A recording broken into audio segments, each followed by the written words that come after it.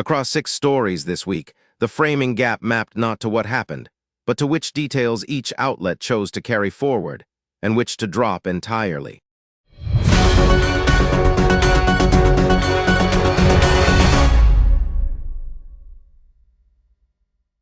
This is Parallax Newsroom. Vox framed Abdul El-Sayed's win as Muslim voter empowerment. Breitbart framed him as a primary extremist who will shift for November. El-Sayed won the Democratic Senate primary in Michigan. On August 10, center and lean-left outlets covered his Obama alliance and AIPAC defeat.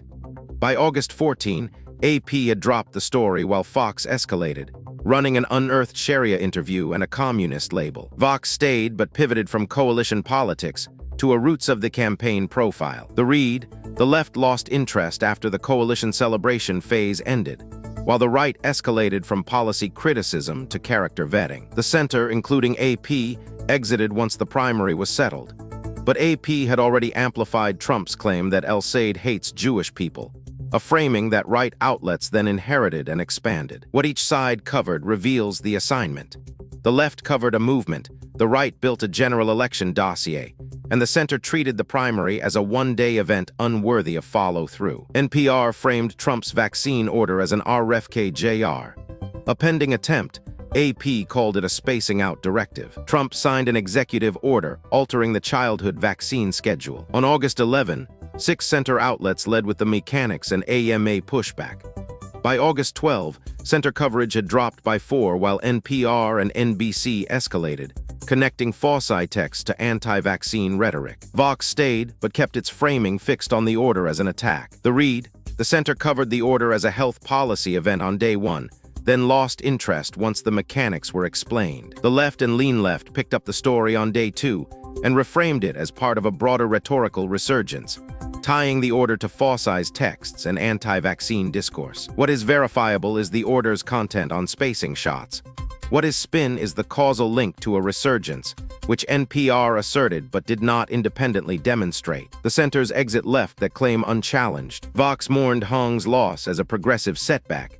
Axios declared the socialist fever broken. David Crowley defeated Democratic socialist Francesca Hong in Wisconsin's gubernatorial primary. Vox framed the result as a warning for progressives, asking what the movement must learn. NBC News called it an upset and emphasized the closeness. Axios used the phrase socialist fever breaks, treating the loss as a structural correction. Breitbart highlighted Representative Moore praising Hong's campaign. The read, the left emphasized what Hong's defeat reveals about progressive viability, while the center declared a fever broken, language that treats an ideology as a temperature. The right focused on democratic infighting, with Breitbart quoting Moore blaming the socialist label. What each side omitted.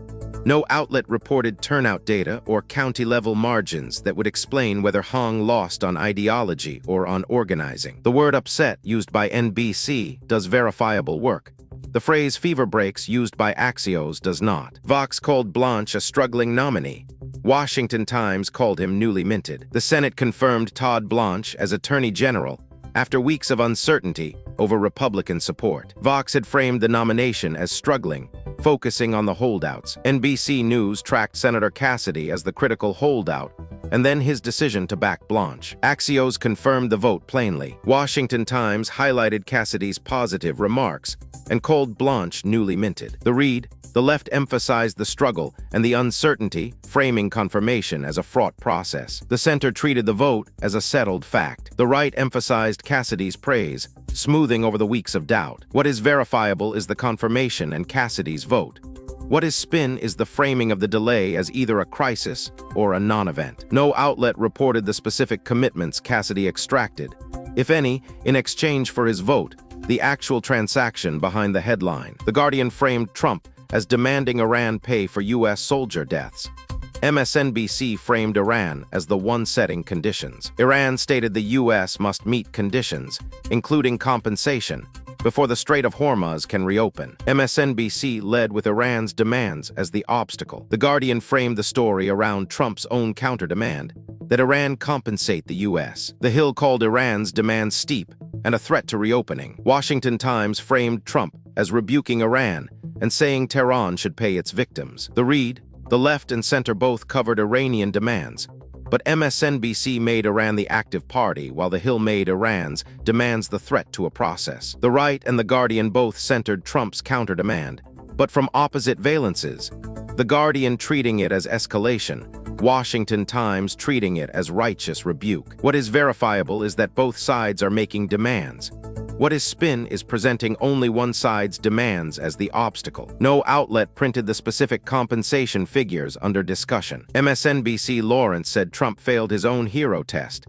AP called the plane swap an elaborate ruse. Donald Trump secretly switched planes during a trip in Turkey due to a reported security threat. MSNBC framed the swap as a personal failure, invoking a Hollywood hero standard Trump set for himself. CNN and NBC News reported the threat as a surface-to-air or shoulder-fired missile. AP described an elaborate ruse, including decoy passengers. The Guardian scrutinized the deception itself. The left turned the security decision into a character test, with MSNBC evaluating Trump against his own past rhetoric on strength. The center and lean left reported the operational details, the missile threat, the catering truck, the decoy, without character judgment. The right was largely absent from the story this week. What is verifiable is the swap and the threat assessment.